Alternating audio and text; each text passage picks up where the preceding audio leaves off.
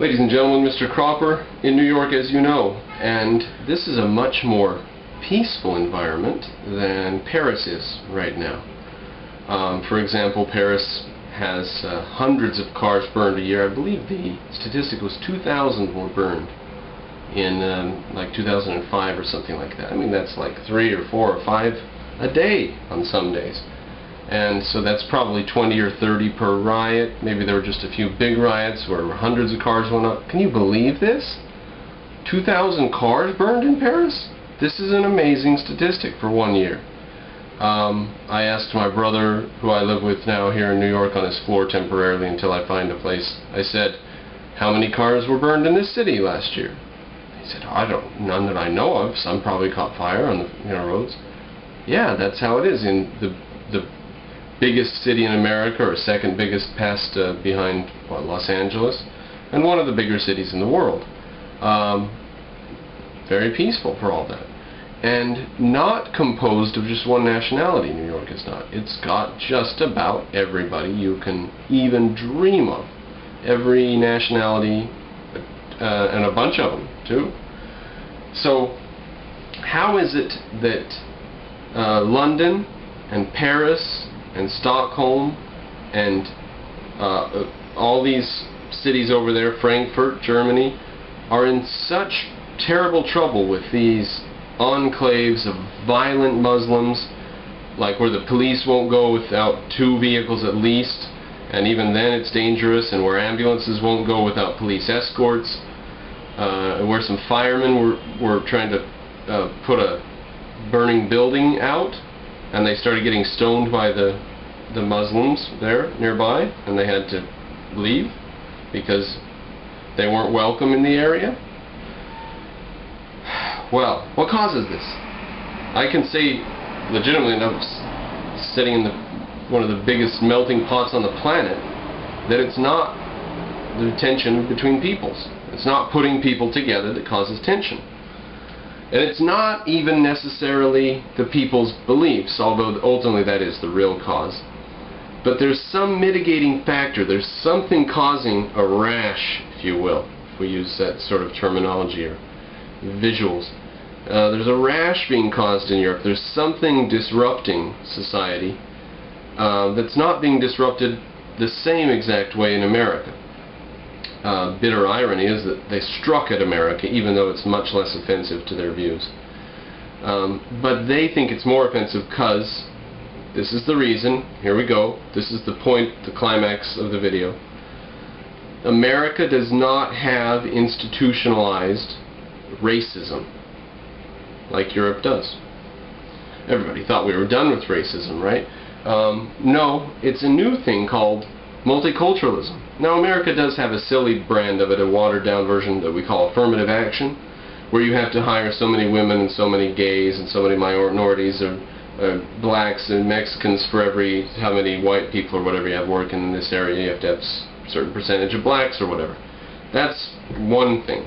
That's just statistical juggling, and it does come down to actual injustice to individual people on the ground. But that's not what we're talking about. We're talking about institutionalized racism. That's what they have in Europe, where they don't call it that. They thought they were done with racism after Nazis did their thing, but they're not done with it. They call it multiculturalism.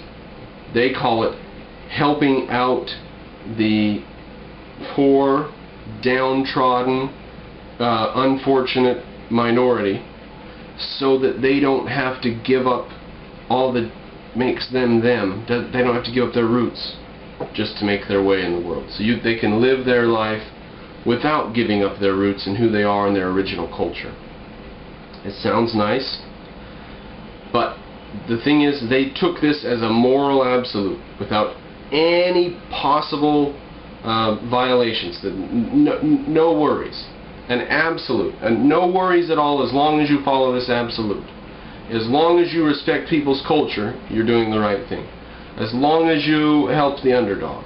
As long as you don't punish people for circumstances beyond their control, you're doing the right thing. Right? They believe this, and it's gotten them into a hell of a mess. Institutionalized racism. in the name of multiculturalism is what has done this. In France, there's a council on Muslim integration, a government council that has power on opening mosques or closing them and different things, and spending budgets. You know that churches get built with government help in Europe, and the government will help any church, right? And the government forces you to pay tithes in a lot of countries over there. Well, about this council in France, it was taken over gradually, it was usurped over the years by violent Muslims, by Muslims who had jihad on their mind, by Muslims who applauded when the Twin Towers came down. Over the years it was taken over by these people. I mean, would you really expect it to stay fair-minded? Nobody cares about what goes on in that Muslim board except for Muslims. So who would try to take it over? Muslims. It's been specifically implemented to keep control of the Muslim problem and keep a government lid on it, and because they've had experience with Islam for a long time, and they don't do a very good job of keeping a lid on it. We do a much better job in America, where we say, get to our shores, now it's up to you. You know, people may look at you funny if you pray certain ways, but hey, we can't establish anything about religion, so if you can afford to build a mosque, you build it and pray in it. That's a much better attitude than saying, oh, thank you Muslims for coming to our country, we want you to keep your culture, please don't change, please don't change, please stay the same as you are, we'll build you a mosque and we'll pay for Muslim schooling for your children through tax money, please don't change your ways. Not quite the same message. Well, if you thought racism was gone, it's back. And unfortunately, the word, which I've addressed this in another video, I shouldn't even mention it here perhaps, but just as closing, the word racism, even though we thought we were done with it, it's back. You can't use it with people generally, with the younger crowd especially, college educated. You can't use the word racism with any meaning because they don't understand it as having to do with race. They think it means prejudice. For example, if you're against homosexuals, they will call you a racist. Or if you're against Muslims, which aren't, you will have noticed they're not a race. They are actually a religion. They will call you a racist for being against Muslims or Islam. But that's another subject for another video, which I've already done. So, remember, racism's back, and remember the reason it's back. Because it's got government-controlled programs to help keep it under control and to help the Muslims and to preserve their... It's government help, it's regulation of culture. That's what's caused the problem in Europe. Because we got Muslims coming to America too, but we just don't have the same problems they have in Europe. So it's not their beliefs necessarily, because we get people here with beliefs just like that all the time. We don't pander to their beliefs and pay tax money for religious schooling for them and build temples and churches for them. That's what's going on in Europe. They're trying to mitigate tension with these people, and they aggravate and create the tension by doing so.